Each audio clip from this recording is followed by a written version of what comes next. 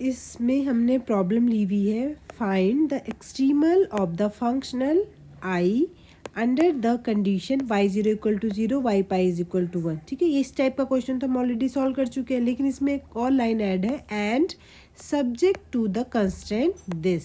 तो इसमें एक अलग से कंस्ट्रेंट दे दिया है, तो इसको कहते हैं आइसोपैरामीट्रिक प्रॉब्लम। आप देख रहे हैं कि ये भी फंक्शनल है, ये भी फंक्शनल है, तो इस फंक्शनल को मैक्सिमम या मिनिमम बनाना है, और ये फंक्शनल की वैल्यू कांस्टेंट दे दी है, 1 के इक्वल दी हुई है। ठीक है, तो कैसे करेंगे? प्रीवियस वीडियो में हमने देखा था कि ये इस टाइप के जो क्वेश्चंस होते हैं उसको हम लैग्रेंजियन मल्टीप्लायर मेथड से सॉल्व करते हैं।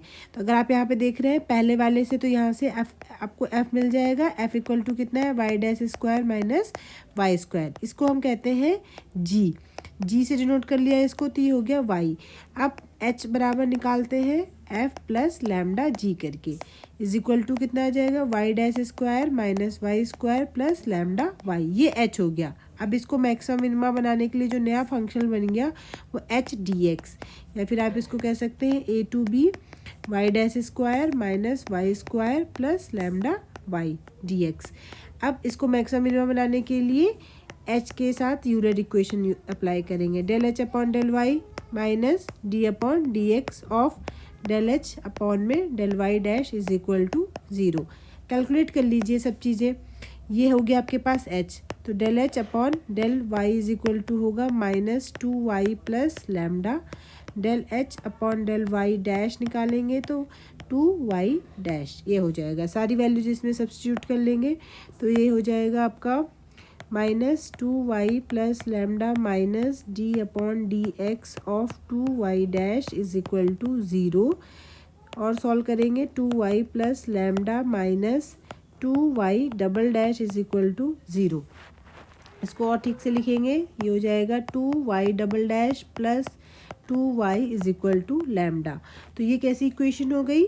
इसको और सिंप्लीफाई कर लेते हैं, y is equal to lambda upon 2। तो ये ऑर्डिनरी डिफरेंशियल इक्वेशन हो गई, और यहाँ पे राइट हैंड साइड में भी कुछ वैल्यू आ रही है। तो इसका जो सोल्यूशन निकालने के लिए आपको इसमें CFPI वाला मेथड यूज़ करना पड़ेगा। तो पहले तो इसकी ऑक्सिलरी इक्वेशन निकालेंगे, तो आपको पता है ऑक्सिलरी इक्वेशन क्या होगी इसकी, m² plus 1 is equal to 0।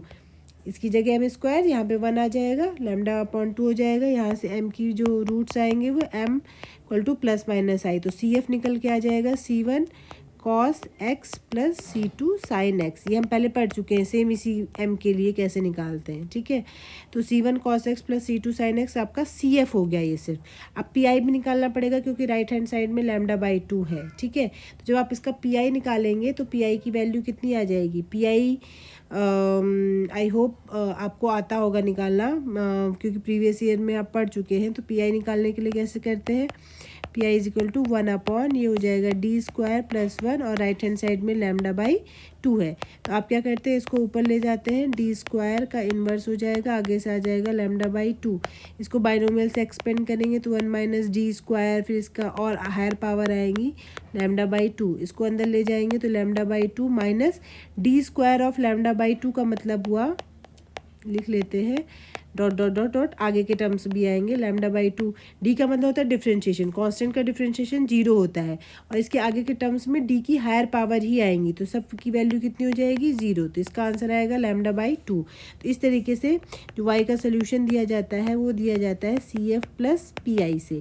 तो ये आपका CF था और ये PI हो गया। तो y का सोल्यूशन कैसे दिया जाएगा? C1 cos x plus C2 sin x plus λ/2। तो ये हो गया आपके पास y। ये आपका आंसर हो चुका है, बट यहाँ पे आप देख रहे हैं कि इसमें कुछ बाउंड्री कंडीशंस भी दे दी हैं, तो इनकी हेल्प से क्या करेंगे, ये जो कांस्टेंट है इनकी वैल्यू निकालने की कोशिश करेंगे। तो सबसे पहले y0 = 0 इम्प्लीमेंट कर लेते हैं।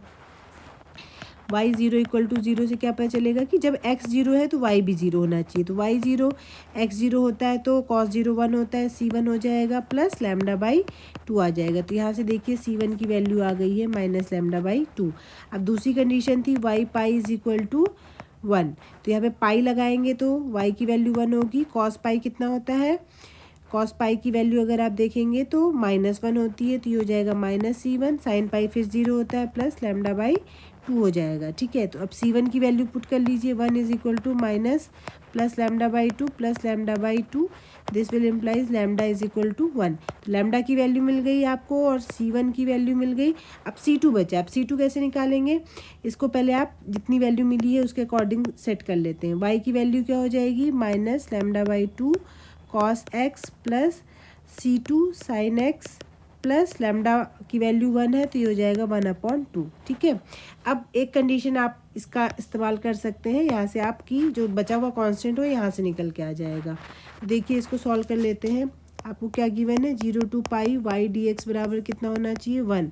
तो इंटीग्रेशन 0 टू पाई वाई की वैल्यू हम देख चुके हैं कि है माइनस कॉस एक्स अपॉन, अच्छा एक और चीज़, लैम्डा की वैल्यू आप ऑलरेडी 1 निकाल चुके हैं तो आप यहाँ पे भी 1 रख सकते हैं। तो इसको आप क्या कर लीजिए, 1/2। तो ये वाली वैल्यू हो जाएगी minus cos x by 2 plus C2 sine x है, C2 sine x plus 1/2।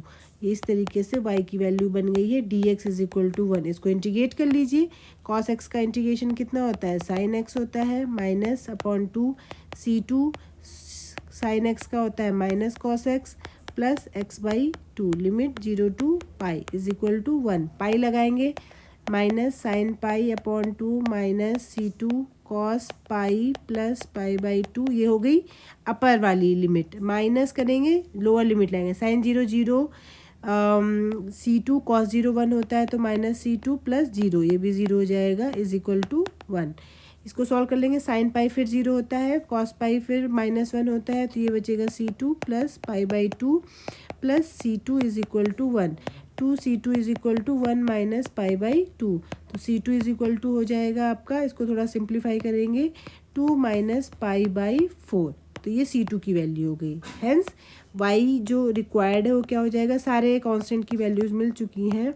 Cos x upon 2 plus C2 की जगह 2 minus pi by 4 of sine x और लैम्डा बाई 2 है था, लैम्डा की वैल्यू 1 आ गई थी तो 1/2। इस तरीके से आप यहाँ पे y निकाल लेंगे। ओके, बस आपको इतना ध्यान रखना है कि अगर आपको साथ में कंस्टेंट दिया है तो इन दोनों को मिक्स करके f प्लस लैम्डा जी करके आपको नया कंस्टेंट बनाना है, उसी में फॉर्मूला लगाना है। और उसके बाद तो इन कंडीशन की हेल्प से, जो 3 कंडीशन दी हुई है इनकी हेल्प से आपको कांस्टेंट की वैल्यूज़ निकालनी है। वही लास्ट में जो आएगा वही आपका आंसर हो जाएगा। आई होप आपको